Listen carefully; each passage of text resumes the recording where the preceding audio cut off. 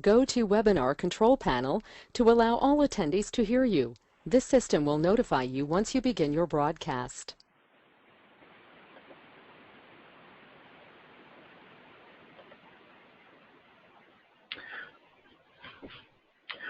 Okay, ready to start. So I just want to welcome everyone and thanks for taking the time to participate in this webinar. Just to let you know that I plan on finishing around 25 minutes. It'll be maximum 30 minutes. So firstly, just a little bit about myself. Some of you know me, but there are others who don't. I graduated as a civil engineer, but after college I switched to accountancy. I trained with Coopers and Lybrand, who are now part of PwC in Dublin. And on qualification, I moved into industry, working in the multinational sector, where I worked for 14 years with 2 companies. While in the multinationals, I got good experience in all aspects of finance, but I also worked in several lean projects. I ran an IT department, and in my final year of the multinationals, I set up and ran a business development department. In 1998, I left employment and set up as an independent business advisor. Initially, I worked as an associate of a Dublin-based change advisory firm, delivering training for them in lean and supporting improvement teams. I also assisted companies with system selection and implementation projects. But as time went on, I developed and delivered several training programs in project management, customer services, managing poor performers. In recent years, my work is divided fairly evenly between working as a part-time financial director, financial controller, and also working with companies to help them bring about improvements in their businesses. I'm on a number of different panels with Enterprise Ireland and BIM, and I'm also a member of MindShop. You probably haven't heard of MindShop. It's a global network of business advisors. We have over 500 members in 7 countries. Being a member of MindShop helps me in several ways. It provides me with best practice resources to develop better solutions for problems that my clients are facing. There are 3 different aspects to that. As a member of MindShop, I have access to a large network of people, so I can call on them if I come across something unusual or something that I need an external opinion on. I can get a second opinion or get advice from somebody else who has done something like that before. Secondly, MindShop provides me with a lot of support in the area of professional development. We have regular face-to-face workshops and online webinars, so I'm constantly kept up to date on regular developments and on best practices. And finally, MindShop has developed a suite of resources in the area of online training and coaching support, and these are resources that I can offer to clients. So overall, MindShop lets me offer my clients the resources of a large advisory organisation. And additionally, the topic for today's webinar comes from research that the founder of MindShop, Chris Mason, completed. He completed a PhD last year, and he completed on the topic of change success. So a lot of the content from today's webinar came from his work. Just a little bit of housekeeping. Questions are going to be kept until the end, and I'm recording the webinar, so I'm going to make it available on my website afterwards. And the topic, as you know, is improving the probability of change success. So just to talk about change for a little while. There was a cartoon doing the rounds last year which I thought was very relevant to this, and it just showed a guy asking the question, who wants change? And everybody puts their hands up.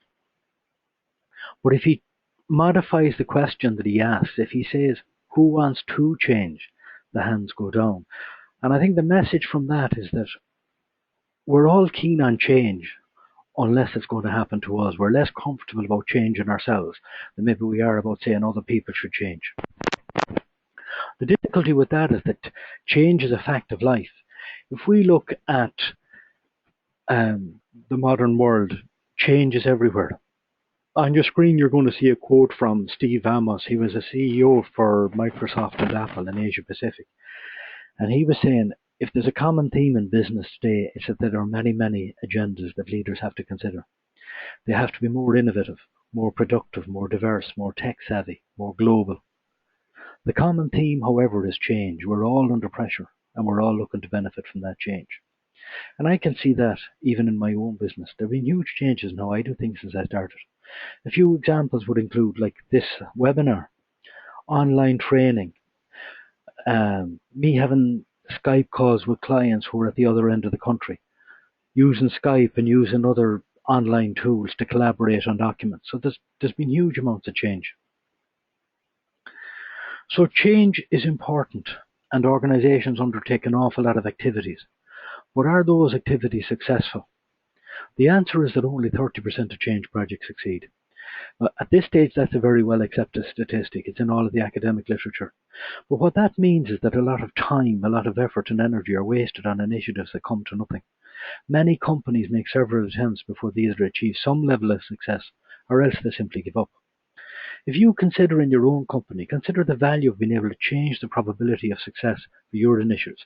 What would that mean to you in terms of time, your colleagues' time, the effort, the energy that goes in, the stress levels, and the benefits of success if you could achieve that? So just think about that. And then, before we go on, we'll talk about intentions. Many people believe that change intentions are the key part of change success. In other words, that if I say I'm going to do something, that will happen. The research that was done by Chris Mason showed that intentions only has a 0.04% impact on change success. So what that means is just because you say you'll do something, it doesn't mean you'll actually do it. So now I want to move on to get into the detail of the model. But before I do that, I'll just tell you a little bit about the work that went into it. For the research, Chris involved 240 leaders and change agents from 9 different organisations throughout the world. 3 of these were in Australia, 3 were in the US and 3 were in the UK. The largest organisation had 7,000 employees, so that gives you just some idea of the scale of the organisations. Each participant was asked to complete a 77-question survey. Following this survey, the 3 best performing companies were identified, one of them in the UK, one in the US and one in Australia. And 71 leaders in those companies took part in the next step, which was structured interviews. Now we refer to those leaders now as the exemplars or the great leaders. The results of the interviews were identified or quantified, and they were subjected to mathematical analysis with the intention of developing a change success model. The overall objective was to try and isolate the key factors driving change success.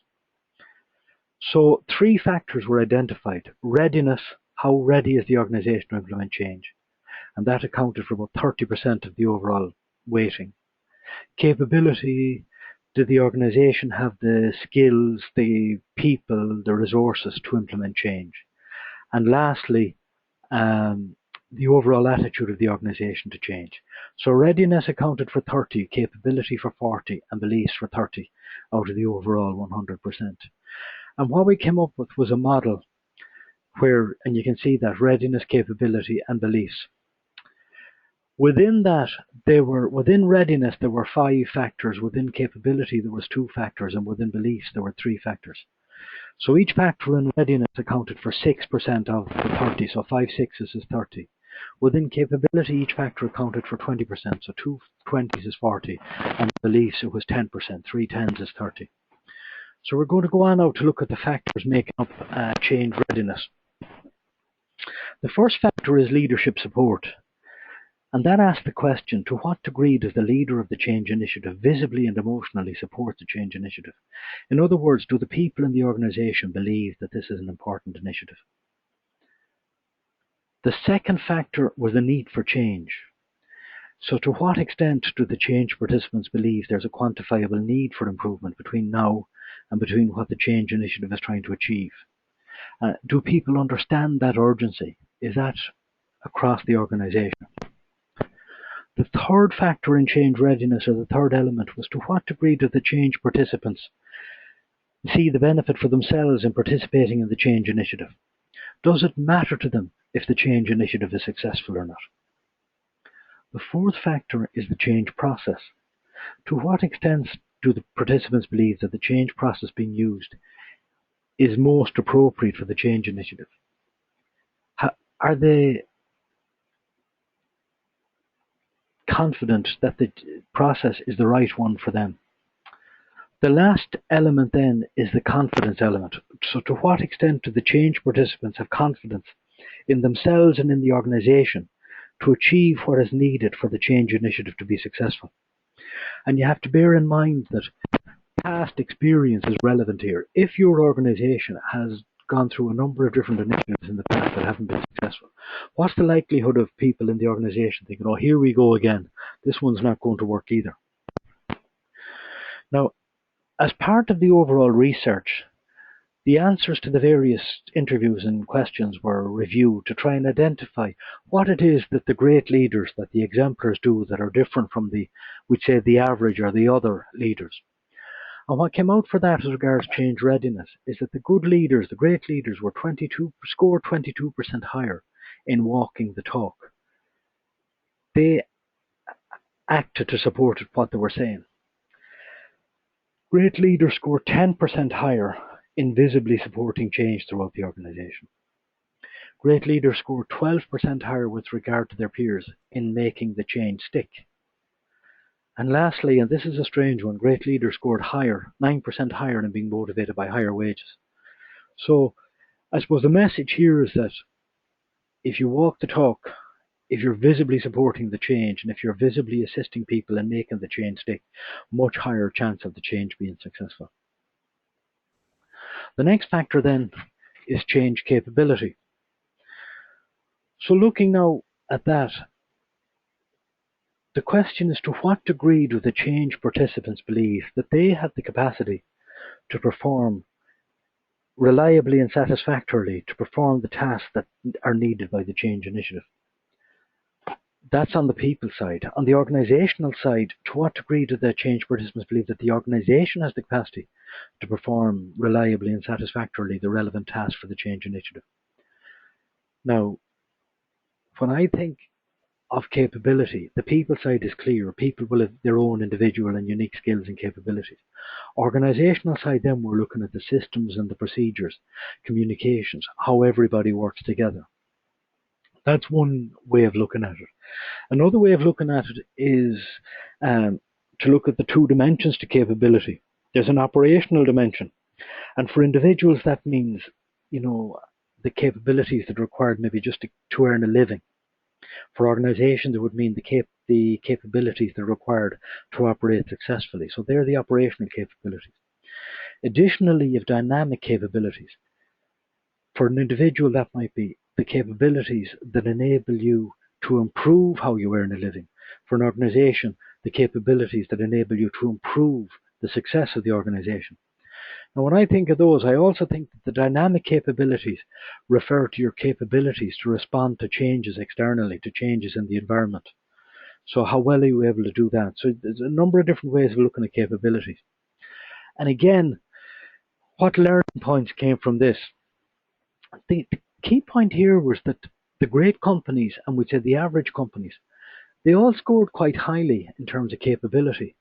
And the conclusion there was that capability is a basic requirement for being in business. And of itself, it doesn't give a huge indicator that you're going to be much better at change success.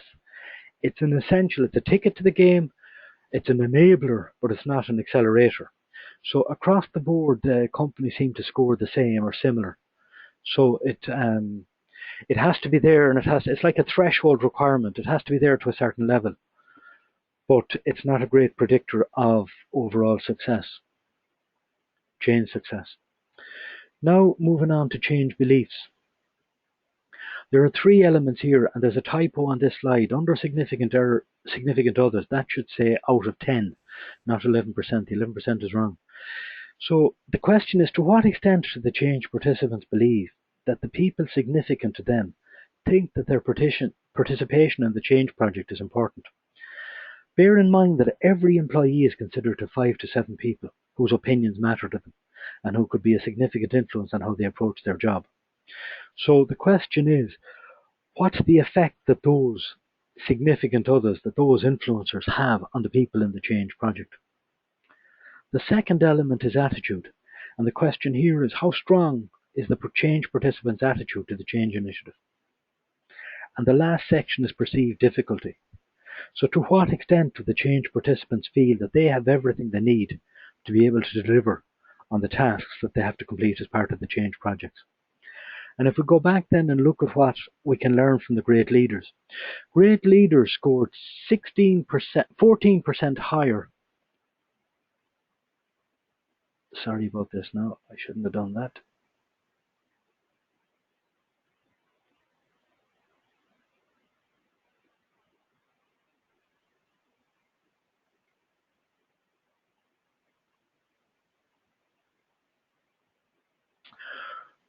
Great leaders score 14% higher in focus on what the customers think. So just moving on to look at what we can learn from the great leaders. So just looking on then to see what we can learn from the great leaders. Great leaders score 14% higher in terms of focusing on what the customers think. And this is they're scored by their peers. And there's a phrase there, productive paranoia, which was coined by Jim Collins. But productive paranoia is the kind of the characteristic that some people have. They're always wondering about what if, what if. So great leaders spend a lot of time thinking about what ifs in respect to their customers. What if this happens? What if that happens? And then they have plans in place to deal with that. So the second other learning from great leaders is that great leaders are 10% higher in terms of available time. Successful leaders always seem to have more time. Now, the conclusion we're coming to there, I mean, obviously, everyone has the same amount of time, but successful leaders are better at time management. They prioritize what's most important, and they delegate the tasks that aren't that important. So if they prioritize a change initiative, they will free up their time so that they have time to work on that. So great leaders have focus on the customers, and they put their time into what really matters. So the overall model then again, you can see that the readiness, the capability and the beliefs, and then we can see that the readiness has 5 elements, capability has 2 and beliefs have 3. The other number we have in there is that the scores that the 3 exemplar companies had. For readiness, the exemplar company scored 25 out of 30. For capability, the exemplar company scored 30 out of 40. And for beliefs, the exemplar company scored 23 out of 30. That gave a combined score of 78. So the suggestion that comes from that is that we should be aiming to score about 70. And as mind shop advisors throughout the world are using this model now to work with companies, we find that the companies we're working with are scoring between 50 and the mid-60s. But we need to try and bring that up to 70s. So what can we do to bring that up to 70? That then brings us to the next slide, which is what are the levers we can pull? So we look at the different elements of change readiness, and to increase the score for leadership support, leaders can get more involved, more publicly involved in the change process. In one example, we've had the CEO of the organisation took on one of the project teams himself, and in that way he demonstrated how important he felt it was. So they should publicly encourage participants, and in general they should be continually emphasising the value of the projects and doing that again in a public way. So that's the type of things for leadership support. As regards the needs for change, leaders should ensure that everyone in the organisation understands why the change is necessary and that they're clear on that. So it should be around the organisation. Now, to help doing that, you can do things like carry out benchmarking, compare your company against the peer companies. You can do competitor analysis. So, and then you communicate that to the organisation so that people know why the change is necessary and they know what will happen if it's not successful.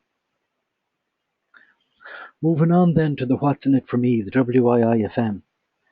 Leaders should make sure that every participant understands how they will benefit from the project. This should come from having better job security, possibly learning additional skills, possibly having a better profile in the organisation. Whatever the factor is, it should be identified for each participant and they should be clear on it themselves. Equally, if a participant has a perception that a change project could have a negative impact on them, that perception should be identified and addressed. For example, I worked on one project where operators were assisting on a project to reduce the headcount in their line. Now, you don't have to be a genius to know that they're going to be thinking, what happens to my job? So that project had trouble until management met with the operators and committed that their jobs were not at risk from a successful outcome. And it was from that point on that the project became successful. And any redundant operators were redeployed elsewhere in the organisation. They didn't lose their jobs. If we move on to look at the change process, the organisation must understand that the process being used. They must understand the process being used, and they must be convinced of its appropriateness. And you do that by highlighting past successes and the track record of that specific process. Additionally, the process must be used consistently so that every part of the organisation does things the same way. And participants must receive adequate training so that they can do that. And they must be given support by way of coaching, and any successes they have should be reinforced. So you can also pick projects that maybe have a higher chance of success at the start. So ease people in, let them learn the skills, and then when they've worked on maybe what you think are the easier projects, let them take their skills onto the more difficult projects. If we look at capability then, on the personal side, the first thing you would do for the various participants and the various individuals is carry out some sort of an assessment, of maybe a competency-based assessment. What competencies do they need? Where are they now? Or a personal SWOT. From that, you will develop a training program so that we make sure they have the specific skills they need. You can deliver that with face-to-face training, just-in-time training, like online training, through coaching or whatever. But identify what's needed and give it to people. On the other side then, what we want to see is that the organisation is capable of delivering. So what companies do there is they often have run training programs and put everybody through it so that everyone gets to see how things are done in the exact same way. So some companies would set up an academy, an internal academy that teaches the preferred ways for working, for doing things. You could rotate staff from one area into another. For example, if you're doing an activity and that activity is fed onto another part of the organisation, the product or the service, it would be very good for you to work in that other section to see how they use the output from your job, and you get a much better understanding overall. So there are a number of things there. You can have a coaching program to ensure the common approaches are used throughout the organisation. Finally, then we're going to look at beliefs. For the significant others, the first thing is to identify who the key influencers are, and then to ensure that we have a way of communicating with them. We want to make sure that they understand the why of the project and the how of the project. To do that, companies use things like internal newsletters, internal websites, social media. Some companies would have an open day where they invite in significant others and they present to them, possibly even let them see the type of tools and techniques that will be used. It would be also useful to identify if there's any value conflicts within the organisation. Now, as an example of that, supposing there's some departments in there that really focused on getting results, but they're not so worried about teamwork. That could cause you a problem later as you move on with a project. So you might want to deal with that at the start. And then again, you've got energy drainers, and you probably know those type of people.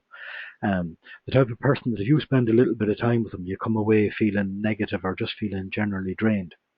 They're influencers, but they're negative influencers. You need to identify those and you need to deal with them, either by coaching or some other supports. As regards attitude, it goes without saying that the first thing would be to try and recruit to have only people with the preferred attitudes. But at this stage, that's not always possible, and attitudes change over time. Where you have people with the wrong attitudes, you can do things like provide them with 360-degree reviews, provide virtual coaching.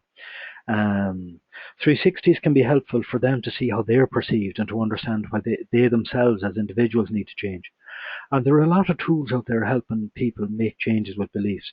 In Mindshop, we have something we call the belief behavior model, but there's also things like CBT, cognitive behavioral therapy. And I've seen another coach use Byron Katie's The Work very successfully for coaching people with around belief change.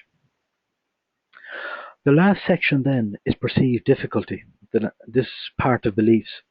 If the project is seen as difficulty, we can coach the participants. But one of the better things that I've seen is use a tool called FMEA, which came from, we say, Lean, Failure Mode Evaluation Analysis. You identify what are the likely ways the project is failing. You kind of prioritize those, and then you deal with the ones that are posing the greatest risk. So that's something that could be done. You also could use some of your normal tools like problem solving, issue ranking. So make sure that there's good documentation, that everyone is doing it the same way. Make sure that people have the appropriate resources. So even though they know that it's a difficult project, or they know that they have the resources to cope with that difficulty. Now, one project I worked on, we rented a temporary office, a prefab office, and we used that to give the team a base where they could hold all their meetings and where they could leave their work up. That worked really well. It worked in ways we hadn't anticipated. We just thought it was a physical resource, but in fact it really helped build team spirit, and it also showed that we were thinking about it and that we really wanted that project to be successful. So if we go back then and pull back this change success model that we have, we've looked at the factors and we've an understanding of the factors now. We also have looked at some of the ideas for how you'd improve the scoring. Now that list I gave you is not exhaustive. Think about your own organisation. Are there any other things that you are aware of that could help your own organisation? But I suppose the key question is, if we're starting a change initiative now, how would we use this tool, the tool that we call the change success model, how would we use that to improve the probability of success? So we've got 5 steps. The first step is to quantify the benefit of change success. What difference will being successful mean to you? If there's no difference, well, it doesn't really matter, does it? So quantify that. If you bring in the change, you'll sooner realise the benefits. What are the benefits? What difference will they make? Secondly, then, score each element of change success. There's 10 elements of change success. Now, I have a simple form for scoring. If anyone wants it, you can just send me an email later. My email will come up on the next slide, I think it is. I also have a page describing each one of the change success elements that you can have. When doing the scores, we recommend that you use a cross-section of the employees and ideally include the team participants. Remember, it's their perception that counts, not the management team. So you're going to get a number of different scores and you should collate those. So move on then to collate those scores, come up with the total scores, and then compare the actual score you got for each element with the target score for each element. Once you do that, then you'll see where the biggest gaps are. For each gap, develop an action plan to improve that gap, to close that gap. And take those action plans then, or take those gaps and prioritize them. The last element then is to only work with 3. Our suggestion is that you pick 3 in any time period and maybe pick an 8-week. We recommend an 8-week time frame. So pick 3 action items, work on those. When you get those done, come back and pick the next 3 action items. Over time, you're quickly going to close all of the gaps. And by closing those gaps, you'll have made a significant change to your overall change success probability. So this page is the implementation page. This is how you take the model and put it to work. So we're coming close to the end of the webinar now, and just to run through and say the key points from today were that change is pervasive. It's everywhere now. Don't just do the trial and error approach by keep trying and have only a 30% probability of success.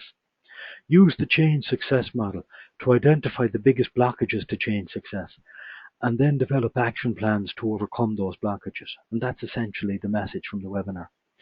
Now, as you think about any change projects you have in your organization, what did you pick out? You should think now and pick out 1 or 2 key ideas that will be relevant to your organization. Be aware of them now and bring them back in. And when you go back into your own workplace, start to implement the ideas from that. That's pretty much the webinar. My own contact details are there. If you want to send me an email, looking, we'd say, for the score sheet or for the definitions of the various elements, feel free to do so. And as I say, thank you very much for taking the time to attend this webinar and to listen in if you're listening into the recording. And bye for now.